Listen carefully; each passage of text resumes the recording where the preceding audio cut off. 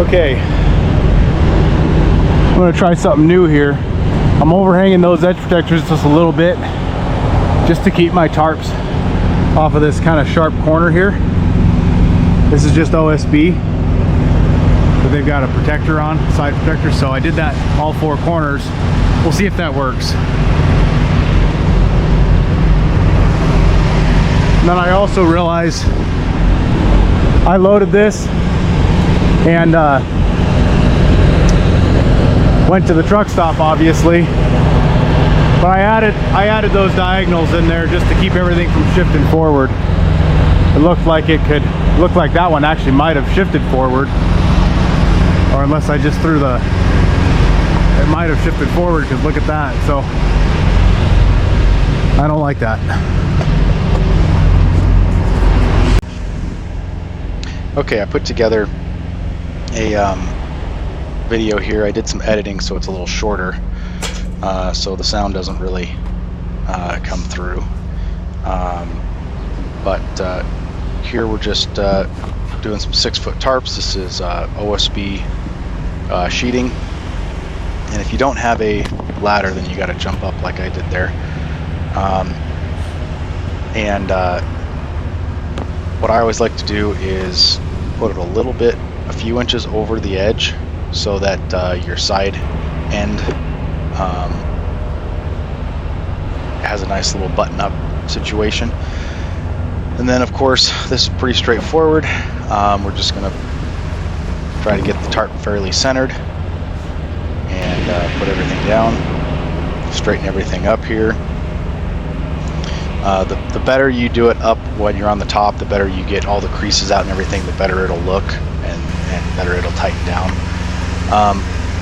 You can do like I did here and tighten up the corners when you get the first tarp on, and then jump up and get the second tarp on.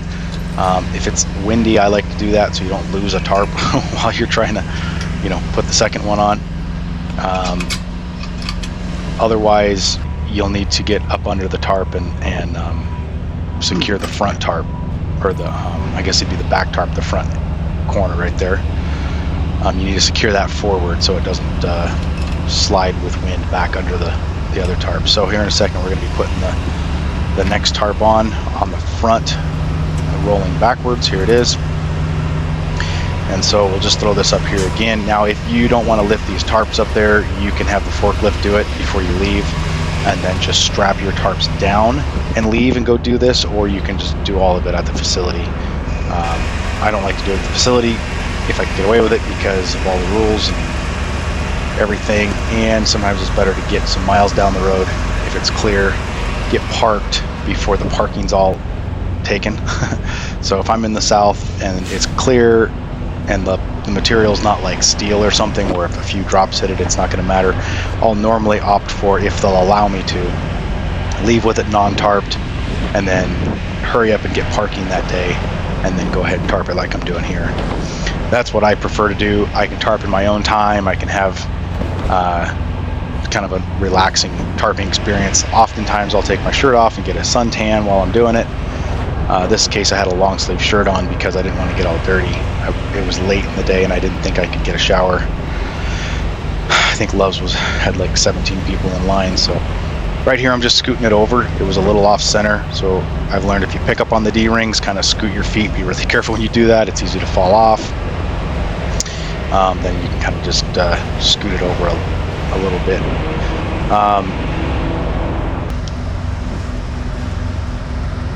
Just straighten it up. Like I said, it looks really good if you get it all nice and straight. And then on the end caps, the front, you want to do the sides first, like I'm doing here. I had to jump down for some reason, don't remember why.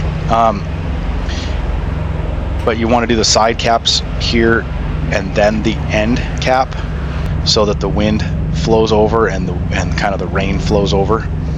And then the back is opposite to that. I've done it reverse before by accident, and it doesn't really catch the wind or anything, so I think you can do it either way there. It's not very critical. I just always like to do it a certain way. And then the end flap goes down over the top, so when wind hits it, it kind of flows over. If rain hits it, it'll flow over, tend to not go inside. Now they called for 6-foot tarps on this load. It's a little over 6 foot, so, but it's just OSB, so it'd have to be one hell of a downpour to get wet enough to matter. But they did call for 6 foot, and I used 6, so we're good there. This particular load we used, I used the rope, the bungee rope. It's kind of my favorite way to go. It definitely looks better, it holds better, it doesn't balloon as bad. You don't get that tarp kind of ballooning out. If you just use individual bungees, I don't know why, it's just because they're pulling one direction. They don't tend to hold, they definitely don't look as good, and they tend not to hold it as well. When here in a second I'll show you what I mean by the bungee rope. It because it holds from both directions and it's all one piece, it really kind of locks everything in.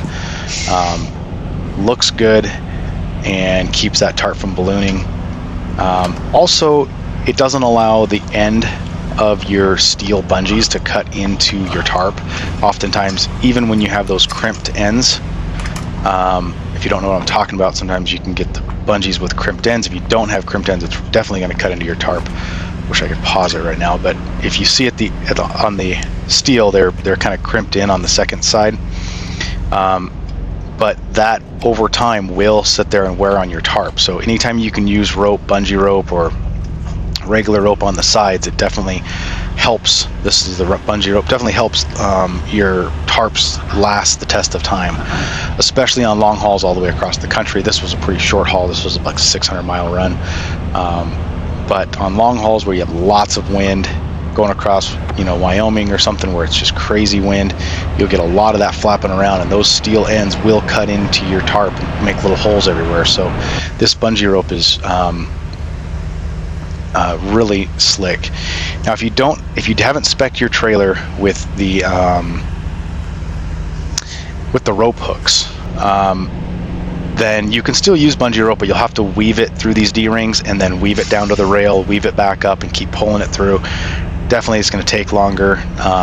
Probably not worth it unless you're going really long and you can just take your time, doing it one time and have several days worth of driving. Then it's probably worth it. But here in a second, you'll see how if you have the rope hooks, you can just weave it down the D-rings and then come back and just pull it down right across there. Really slick. If these tarps are hanging down past the freight, past the rail, then it's even better because the rope actually tightens the tarp right to the rail. It really keeps it from ballooning and keeps any water from getting in there. In this case, the tarp's ended a little bit before the rail, so it doesn't do that. But still, when you look at it when it's all finished, this looks really slick, doesn't balloon much, and takes really good care of your tarp. It doesn't allow your tarp to get all chewed up. I think for both reasons. One, there's no steel to chew it up, and two, it just doesn't balloon as much. You don't get as much flapping in the wind.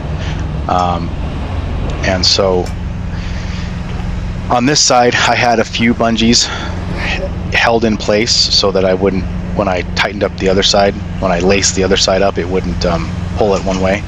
So then I just take the bungees off as I'm tightening this side because the other side's already done.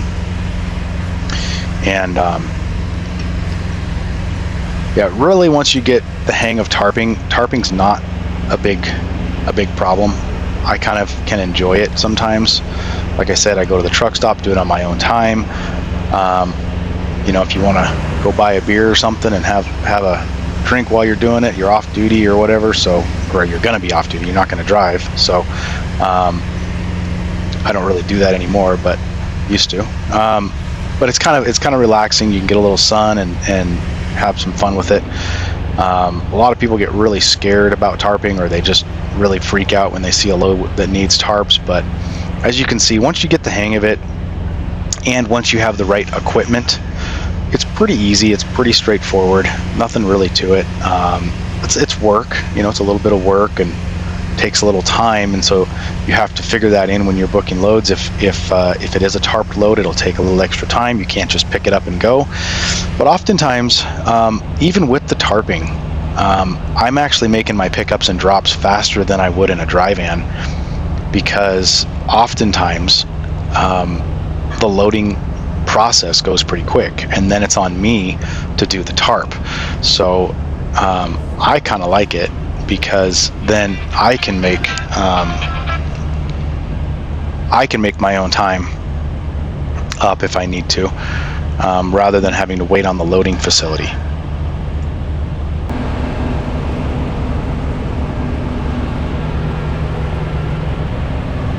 Okay, all done. All done. We'll see how that edge protector idea works. Kind of keep that tarp off that sharp corner of the plywood. Dimensional lumber is not quite as sharp, but these plywood pieces are pretty sharp, especially if they're not wrapped like these are. But if they're just straight plywood bundled together with some straps, that corner can be pretty dang sharp and cut right through these tarps. So now this called for 6-foot tarps, and that's what we got. So gonna get a little wet on the bottom if it rains, but